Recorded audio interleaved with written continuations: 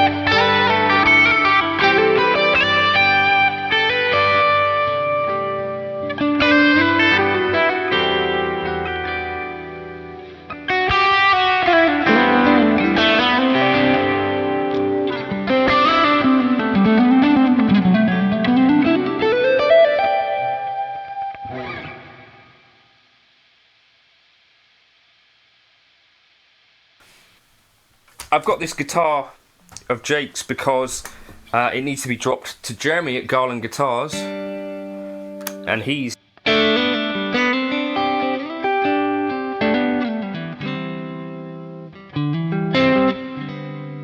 Jake, that is, predisposed or indisposed.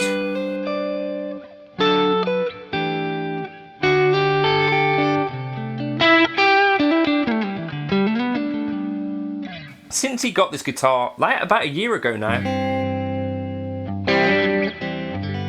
this has absolutely become Jake's number one.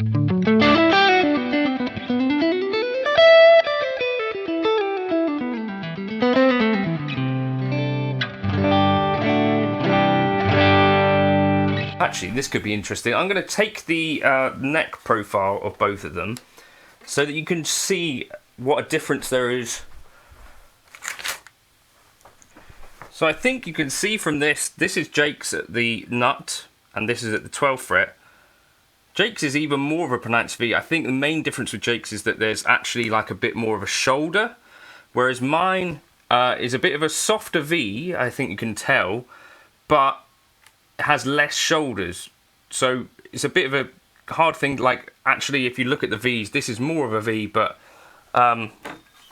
where it matters around here, there's like a little bit of a flatter kind of shoulder and it rounds round, whereas mine over here, you see mine is sort of kind of, the V softens out towards the 12th fret, but at the same time it doesn't have quite the same sort of shoulders. It's kind of interesting from that point of view. But yes, this is an absolutely fantastic guitar, but you know, probably a lot of you might hate this neck.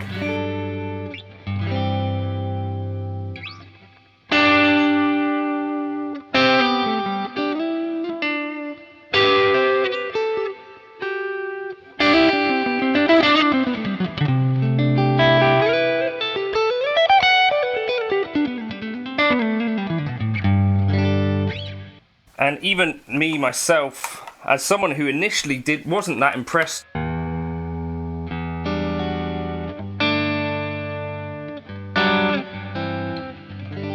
I now prefer the looks of mine.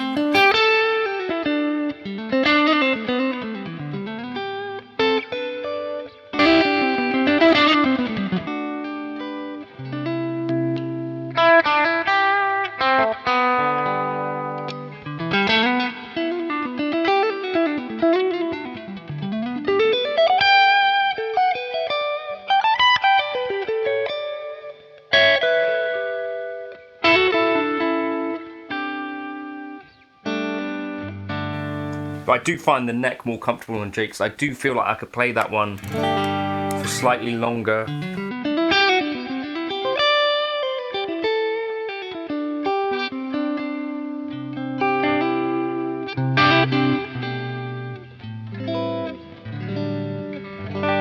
Before I start to feel a bit uncomfortable.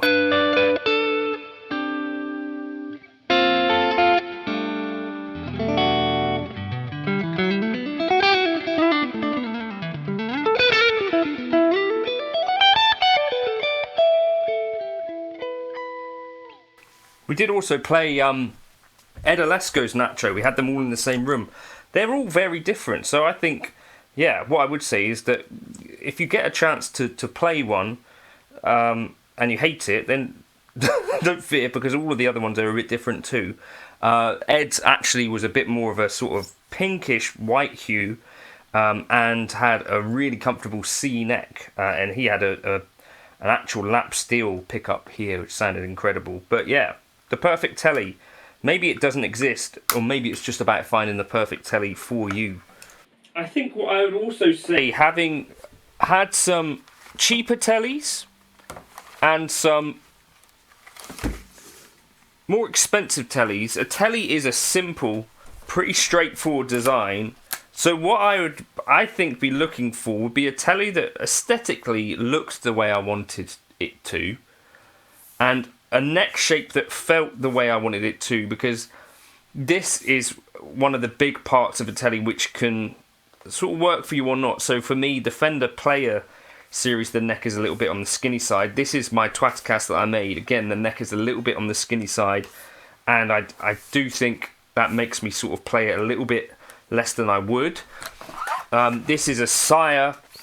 Neck is slightly thicker than that, but also you can then consider things like the Fender Ultra or Sire or Sir, things which have a bit more of a comfort thing, because you may notice a thing called Telecaster rib, which kind of is a real thing.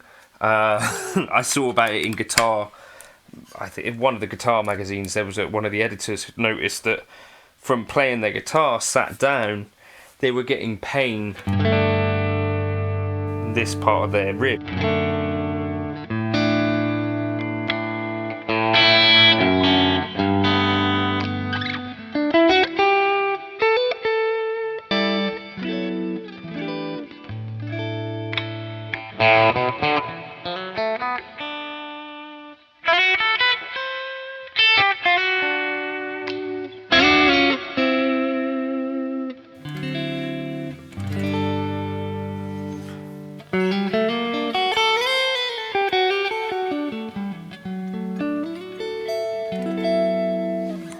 I think a Telecaster might also be one of the best candidates for actually, you know, buying a slightly cheaper model, whether that's something like a Sire or a Artist Guitars or whatever, something that suits you in terms of radius, looks, and neck shape, and then go to town, pick up changes and see if there's a brand out there, like whether it's someone like Ron Ellis. If you stuck a set of Ron Ellis's into like a mid-level Tele, I think you get a lot closer than you might expect to some of these way more expensive options, whether that's a Fender Custom Shop or whatever, because, you know, they're not the most complicated guitars, is what I've kind of discovered.